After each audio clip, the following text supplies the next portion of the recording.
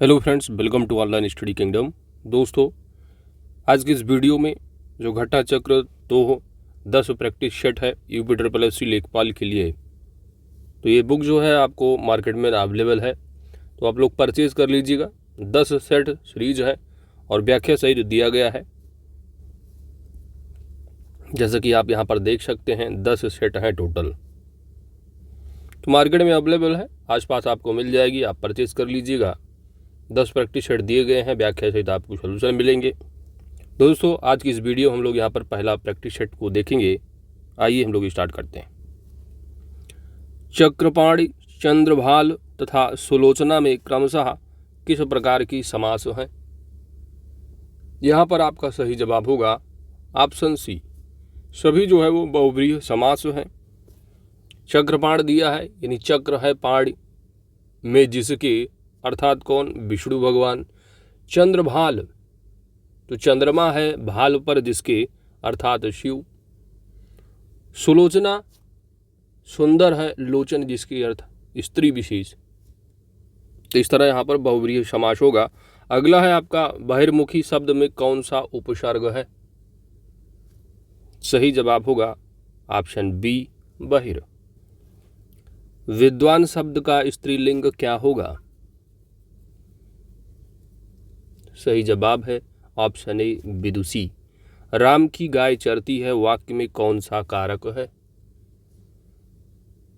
राम की गाय चरती है, तो यहाँ पर राम की गाय, का की, रे, री, इस तरह के चिन्ह आ रहे हैं, तो यहाँ पर संबंध कारक है। ऑप्शन यहाँ पर सी सही जवाब होगा। तो आपको मालूम होना चाहिए पूरा जो संबंध कारक दिए गए हैं, जो विभक्ति जैसे कि कर्ता ने कर्म को करण से, है ना, संप्रदान के, ये सब आपको रटा होना चाहिए। अगला है आपका कट जाना, मुहावरे का अर्थ क्या होता है? तो कट जाना मुहावरे का जो अर्थ होगा, अर्थात शर्मिंदा होना। ऑप्शन यहाँ पर आपका ए सही जवाब है। कौन सा शब्द असुर का पर्यायवाची नहीं है? तो यातुधान, सुरारी, तमीचर, ये सभी के सभी जो है वो असुर के पर्यायवाची है, लेकिन जो धूमकेतु है यह असुर का नहीं है। यह किसका पर्यायवाची होता है? ये आग का होता है। इसलिए ऑप्शन यहाँ पर सी सही जवाब होगा। जीने की इच्छा के लिए एक शब्द, तो जीने की इच्छा अर्थात जिजीविषा। ऑप्शन यहाँ पर आपका बी सही जवाब होगा। जबकि जिज्ञासु किसको कहते हैं? तो जानने की इच्छा रखने वाले को जिज्ञासु कहा जाता है। और किसी पर विजय पाने की इच्छा अर्थात जिगीसु कहोगे आप एक शब्द में। और पिपासु उसे कहोगे जिसे पानी या किसी अन्य वस्तु को पीने की तीव्र प्यास हो, पिपासु कहोगे एक शब्द में। जल, प्राण, पुत्र किस शब्द के अनेकार्थी हैं? तो ये सभी के सभी के जो अनेकार्थी शब्द हैं वो है जीवन की। Option D. प्रश्न संख्या 9 और 10 जो है वो गद्यांश पर आधारित है। पहला प्रश्न पूछा है गद्यांश का सही शीर्षक, और दूसरा है भीड़ से मुक्ति का उपाय क्या है। तो आइए गद्यांश को पढ़ते हैं पहले। हम सब लोग एक भीड़ से गुजर रहे हैं जो सवेरे घर से निकलकर दफ्तर और वापस घर जाकर अपना दिन सार्थक करते हैं। उन्हें भीड़ से सिर्फ बस में साक्षात्कार होता है। जो मोटर से चलते हैं उनके लिए भीड़ एक अवरोध है जिसे वे लोग सशक्त और फुर्तीली सवारी गाड़ी से पार कर जाते हैं। जो पैदल चलते हैं वे खुद भीड़ हैं, लेकिन ये तीनों वास्तव में ना तो भीड़ से कुछ समय के लिए निपट कर बाकी समय मुक्त हैं, ना अलग अलग रास्तों के कारण भीड़ के अंदर कम या ज़्यादा फंसे हुए हैं। ये सब बिल्कुल एक ही तरह से और हर समय पूरी तरह से भीड़ में फंस चुके हैं। सिर्फ इतना है कि ये जानते नहीं, और ये तो बिल्कुल नहीं जानते कि जिसके पास सत्ता है वह राज्य की हो या संगठित उद्योग की, वह भीड़ का इस्तेमाल भीड़ में फंसे व्यक्ति के विरुद्ध करता है। वस्तुतः जब तक व्यक्ति को भीड़ में अपनी शक्ल नहीं दिखाई देगी वो भीड़ में ही फंसा रहेगा। तो पहला जो प्रश्न पूछा गया है उपयुक्त गद्यांश का सही शीर्षक क्या होगा? तो यहाँ पर होगा भीड़ की शक्ल, ऑप्शन सी। नेक्स्ट है कि भीड़ से मुक्ति का उपाय क्या है। तो भीड़ से मुक्ति का जो उपाय है वो है भीड़ में अपनी शक्ल देखना, ऑप्शन ए। अगला प्रश्न है, निम्नलिखित वाक्य वाक्यांश में त्रुटि की पहचान करना है और कोई यदि त्रुटि ना हो तो आपको विकल्प डी चुनना है। पहला दिया है कि हमारी सौभाग्यवती कन्या का विवाह होने जा रहा है। तो इसमें आप देखिए कोई त्रुटि दिख रही, हमारी सौभाग्यवती कन्या का विवाह होने जा रहा है। तो अभी तो कन्या का विवाह होने जा रहा है, तो कन्या का जब विवाहित, किसी विवाहित के लिए बोला जाता है सौभाग्यवती, तो यहाँ पर आप होना चाहिए था आयुष्मती। ठीक है, आयुष्मती कन्या के लिए, हमारी आयुष्मती कन्या का विवाह होने जा रहा है, तब ये पूरा शुद्ध होता। तो इसलिए यहाँ पर जो दूसरा दिया है वह त्रुटिपूर्ण होगा। तो ऑप्शन बी यहाँ पर आपका सही जवाब हो जाएगा। निम्नलिखित शब्दों में से शुद्ध शब्द का चयन करना है। वर्तनी शुद्ध, यहाँ पर आपका सही जवाब होगा, देखिए अमावस्या दे रखा है, तो आपको देखने में इसको आप शुद्ध, जो शुद्ध शब्द होगा यहाँ पर जो बड़ा सा है यहाँ पर छोटा सा होना चाहिए था, अमावस्या। परिशिष्ट दे रखा है, जबकि यहाँ पर परिशिष्ट लिखा है, तो ठा की जगह टा होना चाहिए था, परिशिष्ट। घनिष्ठ, तो घनिष्ठ अपने आप में क्या है, शुद्ध वर्तनी है, ऑप्शन सी यहाँ सही जवाब है। स्वास्थ्य दे रखा है, जबकि आप स्वास्थ्य लिखते हो, स्वास्थ्य, तो इस तरह ऑप्शन डी भी गलत है, ऑप्शन सी पूरा एकदम शुद्ध वर्तनी होगा। निम्नलिखित में से अशुद्ध वर्तनी का चयन कीजिए। अशुद्ध वर्तनी, जैसा कि पहला दिया है स्वयंभू, तो ये अपने आप में शुद्ध वर्तनी है। स्वच्छंद, यह भी शुद्ध है। कीर्तिमान, यह भी शुद्ध है। इसमें जो अशुद्ध है वो है आपका किराया, इसका शुद्ध वर्तनी होगा किराया, है ना, किराया। तो ऑप्शन यहाँ पर आपका डी सही जवाब हो जाएगा। निम्नलिखित विकल्पों में से कौन सा विकल्प सही सुमेलित तो नहीं है। शब्द रेख खड़े हैं, उनके आगे विलोम है उनका। पहला जैसे दिया है अनुराग, तो अनुराग का विलोम विराग होता है, बिल्कुल सही है। अमर का विलोम अमर्त्य होगा, यह भी सही है। अर्वाचीन का विलोम प्राचीन होगा, यह भी सही है। और अमीर का विलोम जो है वो गरीब होता है, ना कि समृद्ध। तो ऑप्शन यहाँ पर आपका डी सही जवाब हो जाएगा। अगला प्रश्न है 15 नंबर, ऐहिक का विलोम शब्द बताइए। ऐहिक का विलोम, तो ऐहिक का विलोम जो होगा वह होगा पारलौकिक, ऑप्शन यहाँ पर ए सही जवाब है। जिस पुरुष की स्त्री मर चुकी हो, वाक्यांश के लिए एक शब्द क्या होगा। जिस पुरुष की स्त्री मर चुकी हो, इसके लिए वाक्यांश एक शब्द होगा विधुर कहा जाता है। तो ऑप्शन बी सही जवाब है। जबकि जो विधवा है, तो जिस स्त्री का पति जो है जीवित ना हो अर्थात मर चुके हो, तो उनको आप विधवा कहोगे। और विपत्नीक कहा जाता है किसको, तो जो पत्नी के साथ ना हो उसे विपत्नीक कहोगे। जमाई का तत्सम शब्द क्या होगा। जमाई, जमाई का तत्सम हो जाएगा जमाता। जमाता यदि आप लिखा होता जामात्री, तो यह भी होता है, तो जमाता या जामात्री। ऑप्शन यहाँ पर ई सही जवाब है। निम्नलिखित विकल्पों में से स्वायत्त शब्द का पर्यायवाची कौन सा शब्द नहीं है। तो यहाँ पर आपका सही जवाब होगा ऑप्शन डी क्षिप्र। नौड़ा में प्रयुक्त संधि कौन सी है। नौड़ा में, तो नौड़ा का संधि विच्छेद क्या होगा, नौ प्लस ऊढ़ा। तो यहाँ पर आ है और आ के बाद जो है ऊ आ रहा है। तो जब कभी भी आ और बड़ा आ के बाद जो है ई या बड़ी ई या ऊ के बाद बड़ा ऊ और ई के स्वर आते हैं, तो उनके अनुसार पर क्रमशः जो है ए ओ और औ जो है हो जाता है। तो यहाँ पर क्या होगा ओ और रा हो जाता है। तो यहाँ पर हो जाएगा आपका संधि जो बनेगी वो बनेगी गुण संधि। ऑप्शन यहाँ पर सी सही जवाब है। निम्नांकित में से कौन सा पद जो है अव्ययी भाव समास नहीं है? तो यहाँ पर ऑप्शन ए सही जवाब होगा, आशालता। आशालता में जो समास है वो कर्मधारय समास है।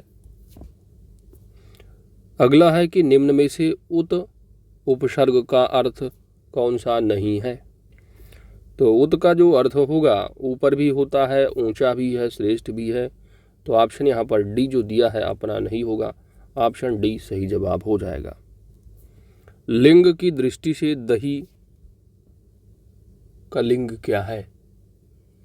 यहाँ पर आपका सही जवाब बनेगा दही एक पुल्लिंग है। Option B. काल कितने प्रकार के होते हैं?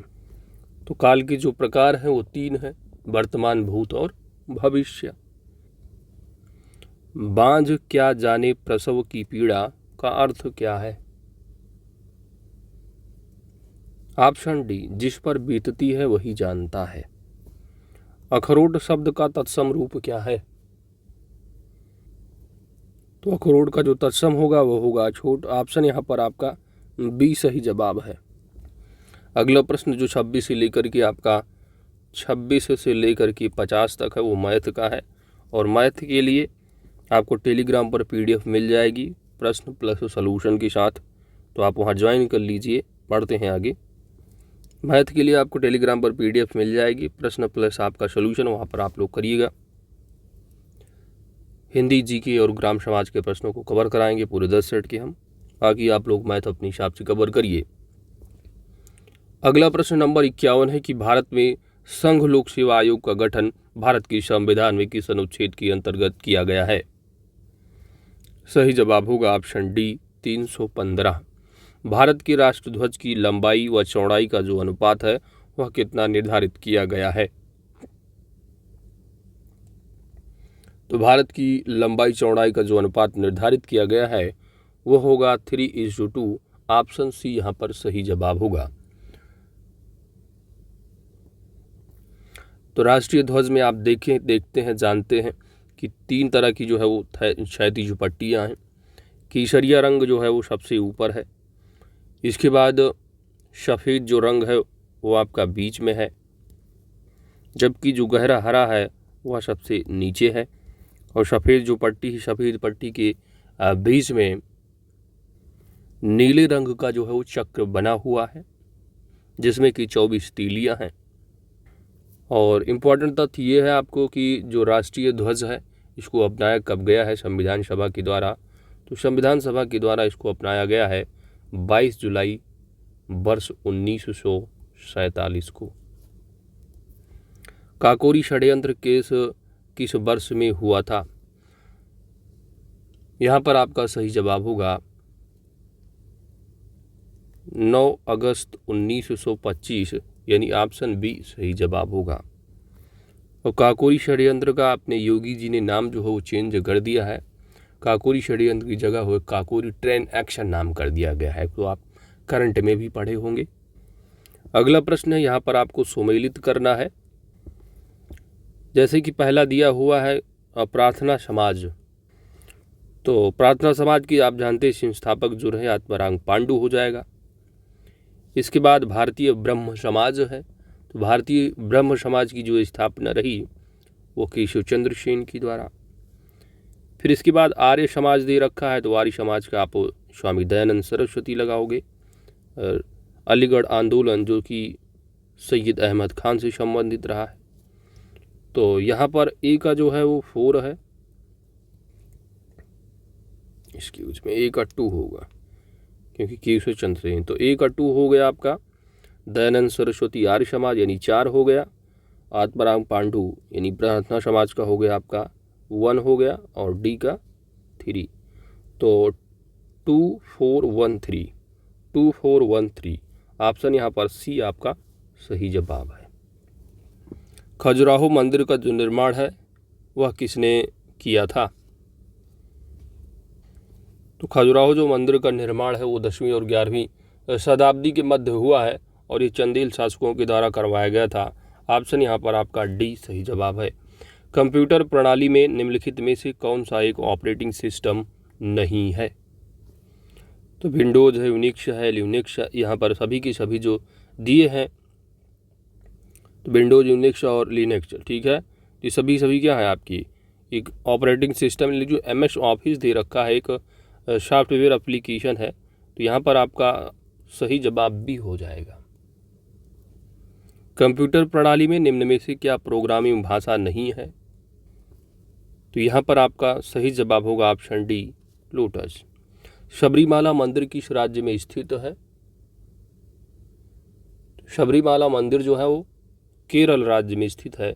ऑप्शन बी सही जवाब होगा। और इस मंदिर की जो प्रधान देवता हैं वो भगवान अयप्पा हैं, भगवान अयप्पा। और इस मंदिर में जो है महिलाओं के प्रवेश को लेकर काफ़ी विवाद रहा है, इसलिए शबरीमाला मंदिर काफ़ी चर्चा में रहा। ऑप्शन बी सही जवाब। अगला प्रश्न है, अखिल भारतीय सेवाओं के सृजन का अधिकार किसे प्राप्त है? तो अखिल भारतीय जैसे कि IAS है और IPS इंडियन पुलिस सर्विसेज, और जो है IFOS, ठीक है, इंडियन फॉरेस्ट सर्विस, ना कि फॉरेन सर्विस, इंडियन फॉरेस्ट। ये तीनों की तीनों सर्विसेज जो है ऑल इंडिया सर्विसेज हैं, अखिल भारतीय सर्विसेज। और ये जो है सृजन का जो अधिकार है वो राज्यसभा को है।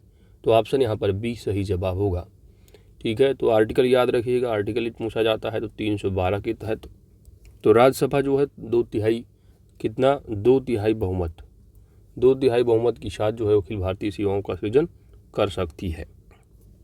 निम्नलिखित में से कौन सम्मिलित नहीं है?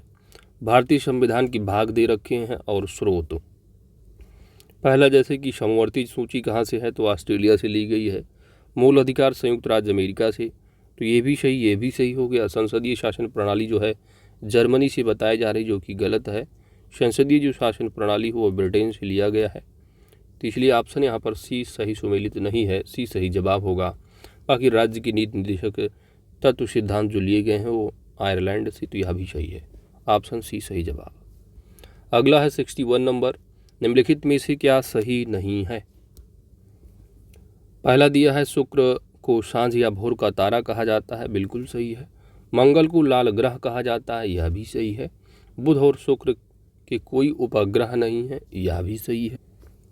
अगला दिया है जो क्षुद्र ग्रह, तो जो क्षुद्र ग्रह होते हैं जो कि कह सकते हैं कि पथरीले और धातुओं के बने होते हैं क्षुद्र ग्रह, और ये मंगल और बृहस्पति के मध्य पाए जाते हैं। मंगल और बृहस्पति ग्रह के जो है बीच में पाए जाते हैं, ना कि शुक्र और मंगल की मध्य। तो इस तरह यहाँ पर डी जो है गलत दिया हुआ है, क्योंकि क्षुद्र ग्रह जो है मंगल और बृहस्पति की कक्षाओं के मध्य पाए जाते हैं। अंतर्राष्ट्रीय तिथि रेखा किस जल संधि की समांतर स्थित है? तो वर्ल्ड मैप में सबसे ऊपर आप जाएंगे, दड़ी जो आपकी पड़ती है बेरिंग जल संधि। तो ऑप्शन यहाँ पर आपका डी सही जवाब है। अगला प्रश्न है कि भारत की जनगणना 2011 के अनुसार जो न्यूनतम लिंगानुपात है वह किस राज्य का होगा? किस राज्य या केंद्र शासित 2 दे रखे हैं यहाँ पर, आपको बताना है इनमें से न्यूनतम लिंगानुपात। यहाँ पर आपका सही जवाब बनेगा, देखिए जो हरियाणा है, हरियाणा का जो लिंगानुपात है वह 879 है, ठीक है। यहाँ पर न्यूनतम पूछा है सबसे कम, तो जो सबसे कम होगा वह हो जाएगा आपका सबसे कम लिंगानुपात जो है दमन और दीव का है, ऑप्शन सी सही जवाब। निम्नलिखित में से कौन सी अधिकार भारतीय संविधान के अनुच्छेद 32 के अंतर्गत प्रवर्तित किए जा सकते हैं? तो प्रवर्तित जो भी करना है यानी कि सर्वोच्च न्यायालय के द्वारा प्रवर्तित किया जा सकता है, आप उसको चैलेंज कर सकते हो उसके प्रोविजंस कोर्ट में। तो यहाँ पर आपका जो सही जवाब होगा संवैधानिक आर्टिकल 32, यदि आपको ये मालूम है तो आप जो चैलेंज करते हो मौलिक अधिकार को, ऑप्शन यहाँ पर आपका बी सही जवाब होगा। जबकि वहीं पर अगर हाई कोर्ट में भी जाकर चैलेंज करते हैं लोग, ठीक है, 226 के तहत। अगला प्रश्न है महात्मा गांधी को वन मैन बाउंड्री फोर्स की उपाधि किसने दी थी? सही जवाब होगा governor general Lord Mountbatten, option B. केंद्र एवं राज्य के मध्य वित्त का बंटवारा किसके द्वारा किया जाता है? सही जवाब है ऑप्शन डी, वित्त आयोग की सिफारिश पर। वित्त आयोग का जो आर्टिकल है 280 है। भारतीय रिजर्व बैंक की स्थापना कब हुई थी? तो 1 अप्रैल 1935 ईस्वी को। ऑप्शन यहाँ पर बी सही जवाब है। निम्नलिखित में से कौन शेयर बाजार में सटोरिया नहीं है? सटोरिया अर्थात सट्टेबाज।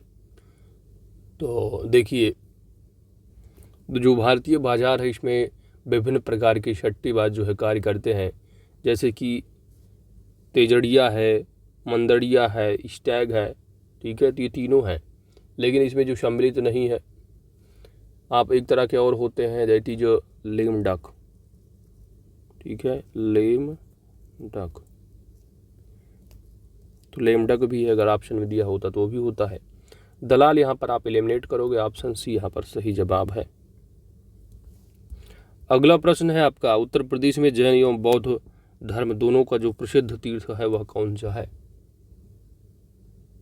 वो है कौशाम्बी, ऑप्शन बी। सिरके का रासायनिक नाम क्या है? तो सिरके का जो रासायनिक नाम है, तो सिरका एक तरह का कार्बनिक अम्ल है और इसका जो रासायनिक सूत्र होता है CH3COOH, और रासायनिक नाम आप कहोगे एसिटिक अम्ल, ऑप्शन बी। राउबोल्फिया क्या है? प्रश्न कि राउबोल्फिया सर्पेंटाइना किसका वानस्पतिक नाम है? यहां पर आपका सही जवाब होगा सर्पगंधा, ऑप्शन ए। तो राउबोल्फिया सर्पेंटाइना जो है वो सर्पगंधा का रासायनिक नाम है और ये है एपोसाइनेसी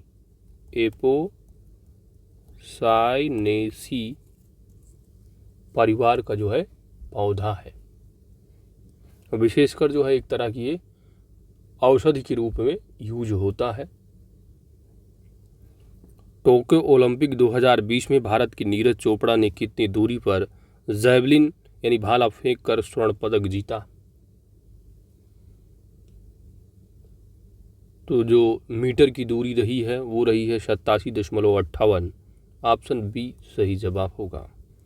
और एक इम्पॉर्टेंट तथ्य है, जो 2021 का जो मेजर ध्यानचंद खेल रत्न अवार्ड है, इस सूची में स्वर्ण पदक विजेता जो है के तौर पर नीरज चोपड़ा को भी शामिल किया गया है। दिसंबर 2020 में किस राज्य में ग्रामीण क्षेत्रों में जमीनी मालिकाना विवाद को लक्ष्य कर जो है वरासत योजना, कौन सी योजना है वरासत योजना लागू की गई?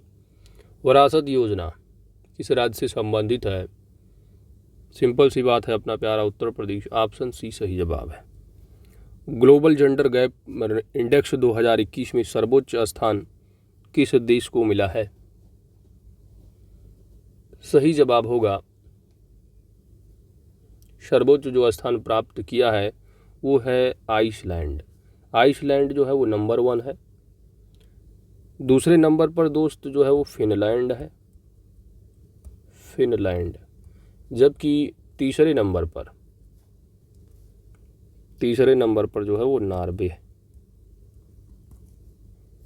और सबसे नीचे स्थान पर जाओगे तो सबसे निचले पायदान पर अफगानिस्तान है ग्लोबल जेंडर गैप रिपोर्ट में। और क्या बचा? अपने भारत की रैंक ले लो तो 140 रैंक है, 140 रैंक है। अब 76 नंबर से आपके ग्राम समाज वाले प्रश्न स्टार्ट होते हैं। पहला प्रश्न है कि उत्तर प्रदेश में किसान बही योजना कब प्रारंभ की गई थी? तो किसान बही योजना को वर्ष 1992 में जो है शुरुआत की गई थी और इसी योजना के माध्यम से कृषि योग्य भूमि का जो है विवरण प्राप्त किया जा सके। ऑप्शन यहाँ पर आपका ए सही जवाब है। टपका किस फसल का अंतिम चरण होता है? तो कल वाले सेट में अभी आपने कवर कर लिया होगा, है ना। तो यहाँ पर आपका सही जवाब होगा टपका। तो टपका जो किस्म है ये आम की जो है आम की फसल का जो है अंतिम चरण होता है। ऑप्शन यहाँ पर आपका ए सही जवाब होगा। और आम को क्या कहा जाता है? फलों का राजा भी कहा जाता है।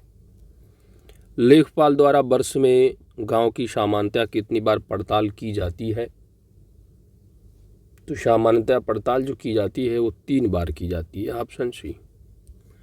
ग्रामीण समुदाय की विशेषता क्या होती है?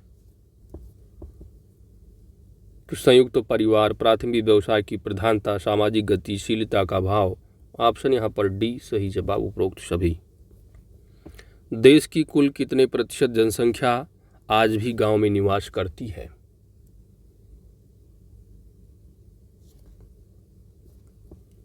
सही जवाब होगा 68.8%, ऑप्शन ए। आधुनिक समय में सर्वप्रथम पंचायती राज व्यवस्था किसके काल में प्रारंभ हुई थी? किसके काल में प्रारंभ हुई थी? सही जवाब बनेगा आपका, जो कि आप पढ़ते हुए स्थानीय स्वशासन के जनक यानी लॉर्ड रिपन, ऑप्शन बी। 1 एकड़ कितने वर्ग गज के बराबर होता है? तो 1 एकड़ पूछा जा रहा है, 1 एकड़ बराबर कितना वर्ग गज है? तो आप कहोगे 4840 वर्ग गज। ऑप्शन यहाँ पर आपका ई सही जवाब है। उत्तर प्रदेश में ग्राम सभा के कार्य क्या हैं? पंचायत द्वारा बजट निर्मित वार्षिक बजट पर विचार करना, पंचायत द्वारा किए गए कार्यों का पुनरीक्षण करना, प्रौढ़ शिक्षा कार्यक्रम की व्यवस्था करना, सभी की सभी, उपयुक्त सभी, ऑप्शन डी। अगला प्रश्न है कि खादी एवं ग्रामोद्योग आयोग की स्थापना किस पंचवर्षीय योजना के अंतर्गत की गई? तो यह संसद की जो है खादी एवं ग्रामोद्योग अधिनियम जो 1956 है, इसके तहत जो है भारत सरकार द्वारा निर्मित एक वैधानिक निकाय है। और ये MSME है ना, जो कि सूक्ष्म लघु और मध्यम उद्योग मंत्रालय के प्रशासनिक नियंत्रण में आने वाली एक शीर्ष संस्था है, खादी एवं ग्रामोद्योग कमीशन। और इसकी जो स्थापना है वह दूसरी पंचवर्षीय योजना के अंतर्गत की गई थी। तो ऑप्शन यहाँ पर ए सही जवाब होगा। अटल नवोन्मेष मिशन किस विभाग की प्रमुख पहल है? यहाँ पर सही जवाब होगा ऑप्शन बी, नीति आयोग का। अटल नवोन्मेष जो मिशन है ये भारत में नवाचार और उद्यमिता को बढ़ावा देने के उद्देश्य से जो है शुरू किया गया एक पहल है नीति आयोग के द्वारा। अगला है योजना में कोर सेक्टर से क्या आशय है? योजना में कोर सेक्टर से क्या आशय है? तो योजना में कोर सेक्टर से आशय चयनित आधारभूत उद्योग से होता है। कोर सेक्टर वो उद्योग कहे जाते हैं जो किसी भी अर्थव्यवस्था के मुख्य उद्योग हैं और अर्थव्यवस्था में उनका हिस्सा क्या है, बहुत ही महत्वपूर्ण होता है। यहाँ पर आपका सही जवाब होगा ऑप्शन सी। अगला प्रश्न है भारतीय सब्जी अनुसंधान संस्थान कहाँ पर स्थित है? तो यहाँ पर आपका सही जवाब बनेगा वाराणसी में। कहाँ? वाराणसी में। मेरा गांव मेरा गौरव योजना कब शुरू की गई है? तो ये प्रधानमंत्री मोदी के द्वारा पटना में जो है इसको प्रारंभ किया गया था। इस कार्यक्रम को 25 जुलाई 2015। कहाँ पर? पटना, बिहार में। तो यहाँ पर आपका सही जवाब होगा ऑप्शन सी। भारत में भूदान आंदोलन किसके द्वारा प्रारंभ किया गया है? भूदान आंदोलन। तो भूदान आंदोलन जो है विनोबा भावे द्वारा वर्ष 1951 ईस्वी में जो है आरंभ किया गया था। तो यहाँ पर आपका सही जवाब जो बनेगा वो होगा ऑप्शन ए। जरीब सर्वेक्षण में क्षेत्र को किस ज्यामितीय आकृति में बांटकर नापना आसान होता है? यहाँ पर सही जवाब होगा क्षेत्र को जो है त्रिकोणीय यानी त्रिभुज ज्यामितीय आकृति में। ऑप्शन यहाँ पर आपका डी सही जवाब बनेगा। इसकी खास विशेषता होती है कि इसमें दूरी का जो मापन है वो कम से कम करना पड़ता है और कोणों के मापन से काम जो है चल जाता है। कोणों का मापन जो है अधिक शुद्धता से, कम समय में, कम मेहनत से हो जाता है। खतौनी में लेखपाल जो परिवर्तन करता है वह किस से करता है? तो खतौनी में लेखपाल जो है लाल रोशनाई से परिवर्तन करता है और इसमें भूमि का जो है संपूर्ण ब्यौरा जो है वो विद्यमान रहता है खतौनी में। ऑप्शन यहाँ पर बी सही जवाब है। किससे? लाल रोशनाई। आशा निम्नलिखित में से किससे संबंधित है? तो आशा का फुल फॉर्म पहली बात तो याद रखिए। ऑप्शन यहाँ पर सी सही जवाब है, एक सामाजिक स्वास्थ्य कार्यकर्ता। चलो गांव की ओर कार्यक्रम किस मंत्रालय की योजना है? चलो गांव की ओर, तो चलो गांव की ओर जो है ये नई दिल्ली में जो है इस कार्यक्रम को राष्ट्रीय महिला आयोग के द्वारा जो है प्रारंभ किया गया था 3 फरवरी 2006 को। और इस कार्यक्रम का जो उद्देश्य है वो ग्रामीण महिलाओं को उनके जीवन पर असर डालने वाले सभी पहलुओं को शामिल कर व्यापक जागरूकता अभियान चलाकर उन्हें सशक्त बनाना। और इस कार्यक्रम को महिला एवं बाल विकास मंत्रालय, शिक्षा मंत्रालय, स्वास्थ्य मंत्रालय, ग्रामीण विकास मंत्रालय, पंचायती राज मंत्रालय आदि की सहयोग से जो है वो चलाया जा रहा है। तो यहाँ पर जो मेन है वो होगा आपका ग्रामीण विकास मंत्रालय। ऑप्शन ए सही जवाब होगा। जिला ग्रामीण विकास अभिकरण का जो कार्य है वो क्या है? जिला ग्रामीण विकास अभिकरण थ्योरी के पार्ट में ऑलरेडी कवर किए हो आप, सेकंड चैप्टर में जो आपका अंकित भाटी सर की कवर कराया गया है और घटना चक्र में भी आप कवर किए हो। तो जिला ग्रामीण विकास जो कि DRDA है ना, पढ़े हो, तो DRDA का जो मुख्य कार्य वो क्या है? यहाँ पर सही जवाब होगा आपका ग्रामीण विकास के लिए योजनाएं बनाना और उन परियोजनाओं का अनुमोदन और शासन से प्राप्त जो अनुदान है वो ग्राम पंचायत को आवंटन। तो ऑप्शन यहाँ पर आपका डी सही जवाब होगा। उत्तर प्रदेश में पशुपालन विभाग कब स्थापित हुआ है? तो उत्तर प्रदेश में पशुपालन विभाग का जो सृजन है वह जनवरी 1944 ईस्वी में जो है किया गया था। तो ऑप्शन यहाँ पर आपका 1944 यानी बी सही जवाब होगा। भारत सरकार द्वारा ग्रामीण क्षेत्रों में पेयजल आपूर्ति में तेजी लाने के लिए राजीव गांधी राष्ट्रीय पेयजल मिशन जो प्रारंभ किया गया था कब? वर्ष 1991। वर्ष 1977 में पंचायती राज से संबंधित समिति जो गठित की गई वो कौन सी? 1977 बात की जा रही है। तो यहाँ पर जैसे कि BR मेहता काफ़ी अब पढ़ते रहते हो आप, तो 1957 की जो त्रिस्तरीय सुझाव दिया था और 1953 लिख रहे हैं क्या? 1957 ठीक है। और 1977 की जो है ये अशोक मेहता वाली जिन्होंने 2 स्तरीय सुझाव दिया था। तो ऑप्शन यहाँ पर ए सही जवाब है। DD किसान चैनल का जो प्रधानमंत्री ने कब उद्घाटन किया था? DD किसान चैनल, तो इसका उद्घाटन जो किया गया था वो 26 मई 2015 में। ऑप्शन यहाँ पर ए सही जवाब होगा। केंद्र सरकार की बहुप्रत्याशित उज्ज्वला योजना की टैगलाइन क्या है? उज्ज्वला योजना की टैगलाइन देखो, जो उज्ज्वला योजना की शुरुआत है मोदी जी ने 1 मई 2016 को जो शुरुआत की थी उत्तर प्रदेश में बलिया से। आप पढ़ ही रहे हो, करंट में पढ़े होंगे।